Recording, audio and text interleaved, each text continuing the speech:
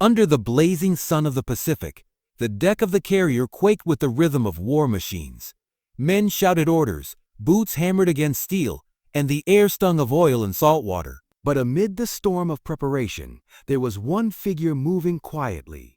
Her presence almost drowned in the noise.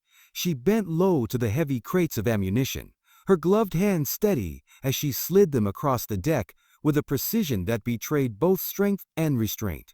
Sweat darkened the collar of her uniform, but her eyes remained fixed, unblinking, cold with focus. She was young, but there was something ageless in the way she carried herself, as though battles older than this ship weighed upon her shoulders. It was then that a voice cut across the deck like a whip.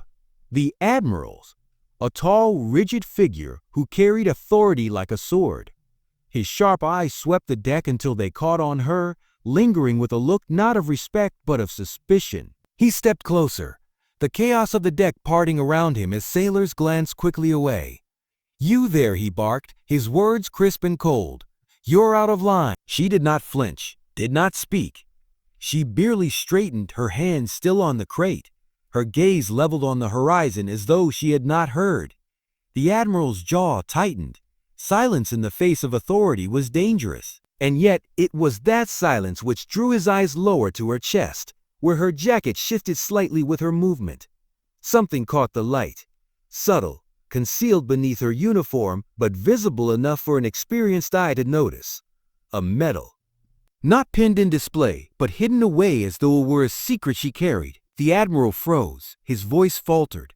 A rare crack in a man known for iron control. That was no ordinary ribbon. It was a medal few living men had ever held, and she was wearing it in silence. The young sailors nearby exchanged uneasy glances, whispers forming on their lips but quickly swallowed. They did not know who she was, only that the Admiral himself seemed shaken. The moment hung heavy, fragile as glass. She had not spoken, but her silence carried more weight than any defense she could have offered. Long before she stood on that deck, her life had been shaped by fire. She had enlisted young, her village a fading memory swallowed by war. She had carried rifles through mud, dragged brothers in arms from burning fields, and sat in silence beside those who would never return. The medal had been placed in her hand after a night that still haunted her dreams. The night she held her position alone, when every ally had fallen, and she had stood unyielding until reinforcements broke through.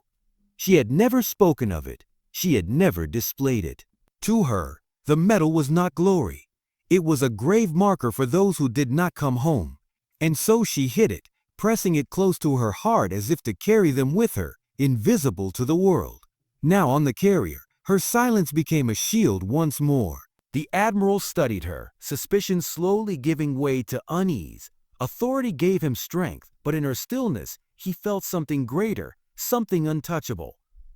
Around them, the crew fidgeted, unsure whether to intervene or avert their eyes.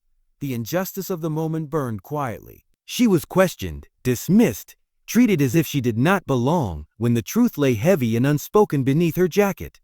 The Admiral's voice rose again, harsher now, as though volume might regain the control he had lost. "You will answer when spoken to." Still, she said nothing. Her silence was not defiance. It was remembrance. It was for those who could no longer speak. One of the younger sailors, emboldened by the tension, muttered under his breath, too softly for most to hear, but not too soft for the Admiral. "She doesn't belong here anyway." The words cut like a blade. Some heads nodded in cowardly agreement. Others stiffened with shame but said nothing. Her hand tightened around the crate. For a heartbeat she considered speaking, revealing the truth of who she was, what she had done. But then, as always, she chose silence. Words could be twisted. Silence was unshakable. Yet fate has a way of tipping scales. From the far end of the deck, a senior officer approached, drawn by the commotion. His eyes fell on the scene, then on her. Recognition flickered across his face. Slowly, deliberately, he stopped in his tracks and stood straighter, his posture shifting into something formal.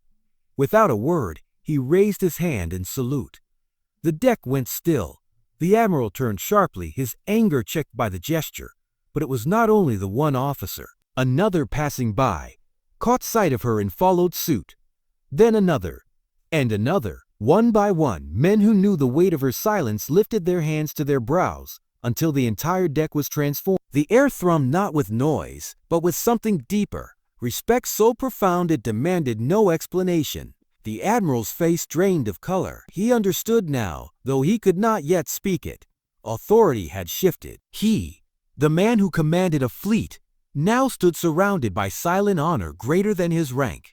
She did not bow, did not smile, did not acknowledge the salutes.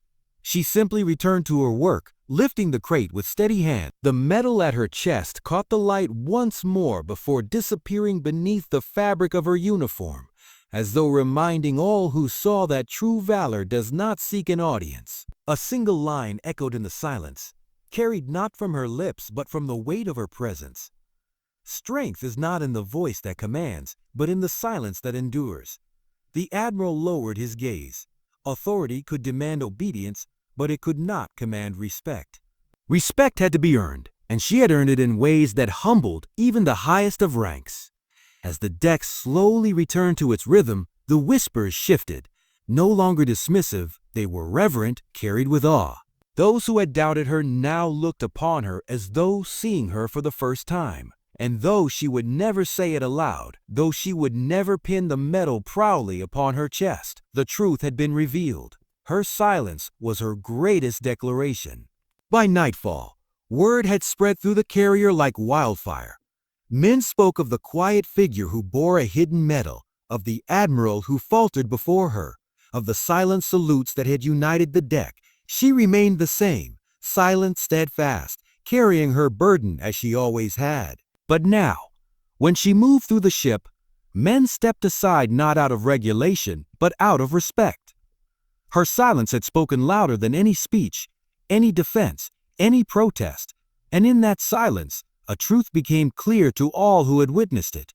Dignity needs no voice, and honor needs no audience. Somewhere deep within, she whispered a vow that no one else could hear.